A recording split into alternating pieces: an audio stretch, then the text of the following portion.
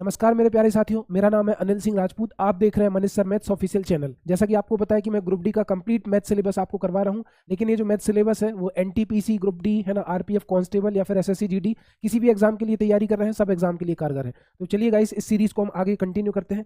जैसा कि आपको पता है कि इस सीरीज में मैं आपका नंबर सिस्टम करा चुका हूँ, बॉड मास करा चुका हूँ, डेसिमल्स एंड फ्रैक्शंस करा चुका हूँ और एलसीएम एचसीएफ करा चुका हूँ। आज की हमारी रेशियो एंड प्रोपोर्शन की दूसरी क्लास है। तो ये group D math series complete playlist आपको मिल जाएगी मेरे यूट्यूब चैनल पर। तो वीडियो को मतलब सीरीज को कंप्लीट देखिए। चैनल पर पहली बार आया है तो चैनल को सब्सक्राइब करिए। तो चलिए गाइस, आज की वीडियो स्टार्ट करते हैं। जय महाकाल। तो आपके सामने जहां से हमारे क्वेश्चन स्टार्ट होने हैं वो पेज मैं आपके सामने ला दूं। देखो, यहाँ से हमारे क्वेश्चन स्टार्ट होने हैं। पहला क्वेश्चन आपके सामने ये रहा। क्या कह रहा है कि सर 8:4, देखना 8:4 समानुपात 3.2 x है ना। और इधर क्या है 3:6 समानुपात 6:y। तो x और y का अनुपात ज्ञात कीजिए, ये आपको बताना है। तो इस समान अनुपात, समानुपात का मतलब पता है क्या होता है? समानुपात का मतलब होता है बराबर, है ना। इनके बीच में जो अनुपात है वही अनुपात इनके बीच में होगा। तो अगर मैं इसको काट दूं तो 4 एकम 4, 4 दूनी 8, 2:1 का रेशियो होगा, है ना, 2:1 का रेशियो। तो 3.2 का आधा कितना हो जाएगा? 1.6, है ना। 1.6 उधर रहेगा 3.2, 16 एकम 16, 16 दूनी 32, यानी कि 1:2 ये भी बन गया, 2:1 ये भी बन गया। 3 का डबल 6, तो 6 का डबल कितना होगा? 12। वाई का डबल हो गया, वाई का मान आ गया 12, है ना।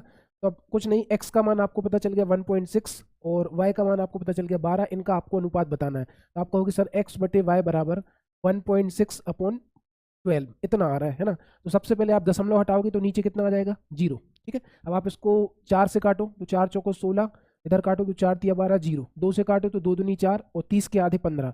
तो 2/15 आपका आंसर आ जाएगा। 2/15 आपको किस ऑप्शन में नजर आ रहा है? ए ऑप्शन में। अगले सवाल की तरफ चलते हैं गाइस। अगला सवाल क्या है कि 20 और 50 का तृतीयानुपाती और 9 और 16 के मध्यानुपाती के बीच अनुपात बताओ। तो सबसे पहले 9 और 16 का मध्यानुपाती निकालो। तो हमारे पास एक संख्या है 9, दूसरी संख्या है 16। तो मध्यानुपाती निकालने के लिए हम क्या करते हैं कि √a गुणित b, दो संख्याओं का आप अंडर रूट निकाल दो, स्क्वायर रूट निकाल दो या वर्गमूल निकाल दो, तो हमारा मध्यानुपाती निकल आता है।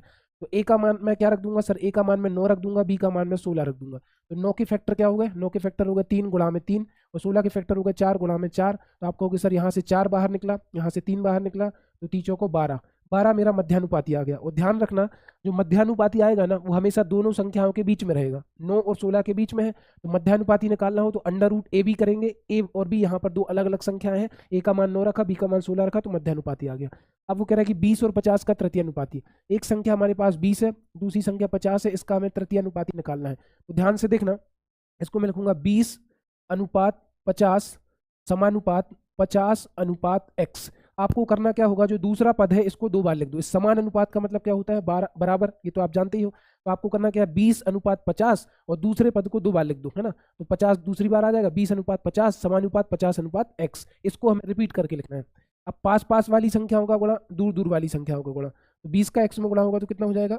20x बराबर 50 का 50 में गुणा होगा तो ये होगा 50 गुणित 50, है ना। तो अब ये आ गया 20, इसके नीचे जाएगा तो x बराबर कितना हो गया?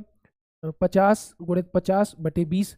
तो 0 से 0 कट गया और 50 के आधे 25, और 25 पंचे आ गया आपका 125। तो तृतीयानुपाती आ गया 125 और मध्यानुपाती आ गया 12। तो इन्होंने बोला था तृतीयानुपाती और मध्यानुपाती का अनुपात बता दो। तो तृतीयानुपाती है 125 और मध्यानुपाती है 12, तो अनुपात बन जाएगा 125:12।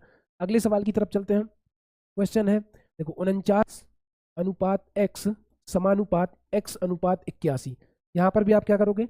पास पास वाली संख्याओं का गुणा, दूर दूर वाली संख्याओं का गुणा। तो x का x में गुणा होगा तो x वर्ग बराबर 49 गुणा में 81, है ना। यहाँ से वर्ग हटा दो तो इस तरफ क्या लग जाएगा? करनी, करनी 49 गुणित 81।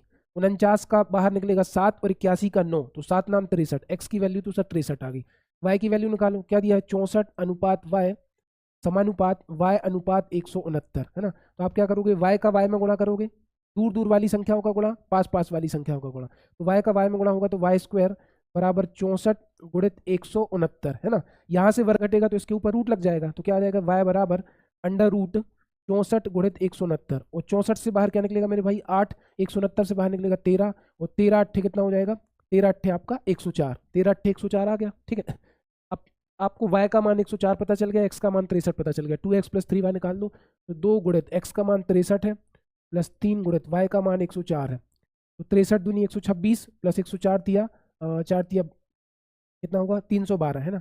312, तो इनको जोड़ दो, 3 और 1 4 और 26 और 12 38, 438 इस क्वेश्चन का आंसर है, जो कि आपको सी ऑप्शन में नजर आ रहा है। अगले क्वेश्चन की तरफ चलते हैं। अगला क्वेश्चन कह रहा है कि 18 और 72 का तृतीय अनुपाती निकालो। तो तृतीय अनुपाती कैसे निकालते हैं? पहले लिखो 18 अनुपात 72 समानुपात 72 अनुपात x। जो दूसरा पद होता है उसको मुझे 2 बार रिपीट करके लिखना होता है, तो 72 को मैंने 2 लिख दिया। इस समानुपात का मतलब क्या है? बराबर। अब वही पास पास वाली संख्याओं का गुणा, दूर दूर वाली संख्याओं का गुणा। तो आप कहोगे सर 18x बराबर 72 गुणा में 72। ये 18 नीचे जाएगा तो ये कितना हो जाएगा? x बराबर 72 गुणित 72 बटे 18। तो कितना हो गया? 18 एकम 18, 18 चौको 72। ठीक है, तो 4 दूनी 8 और 7 चौको 28, 288 आपकी वैल्यू आ गई x की। तो 288 इस क्वेश्चन का क्या है? आंसर। 288 इस क्वेश्चन का आंसर है। अगले सवाल की तरफ चलते हैं कि 6, 18, 39 और x समानुपात में है तो x का मान ज्ञात कीजिए। वो कह रहा है 6 अनुपात 18 समानुपात 39 अनुपात x है ना। तो वो कह रहा है किसका मान ज्ञात करो? वो कह रहा है आपसे x का मान ज्ञात करो। फिर वही तरीका, चाहो तो पास पास वाली संख्याओं का गुणा, दूर दूर वाली संख्याओं का गुणा। तो ये हो गया 6x बराबर 18 गुणा में 39। 6 से काट दो तो 6 एकम 6, 6 तिया 18। अब 3 का गुणा कर दो तो 9 तिया 27 की 7 हासिल 2, 3 तर का 9 2 11। कितना आ गया? 117 इस क्वेश्चन का आंसर आ गया। अगले सवाल की तरफ चलते हैं। 6, 18, 39 और x समानुपात में है तो x का मान ज्ञात करो। वही है 39 तिया 117, सेम क्वेश्चन रिपीट हो गया।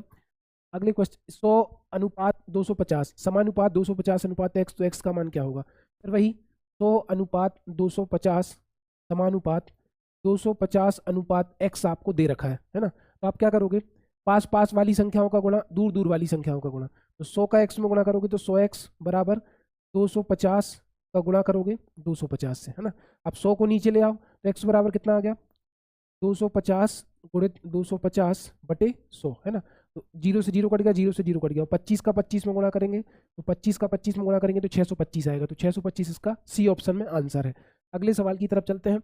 अगला सवाल है कि y अनुपात 196 समानुपात 196 अनुपात 784, तो y का मान ज्ञात करो। तो कह रहा है कि y अनुपात 196 समानुपात 196 अनुपात 784। तो किसका मान निकालना है आपको? y का मान आपको निकालना है। पास पास वाली संख्याओं का गुणा, दूर दूर वाली संख्याओं का गुणा। तो आपको होगा 784 y बराबर 196 गुणित 196। ये 784 नीचे जाएगा तो y बराबर कितना हो गया? 196 गुणित 196 बटे 784। कितने से कटेगा? पहले 4 से काट दो तो 4 एकम 4 बचा 3, 4 नाम 36 बचा कितना? 2, 4 छिंग 24। 4 से काटो तो 4 चौको 16 बचे 3, 4 नाम 36।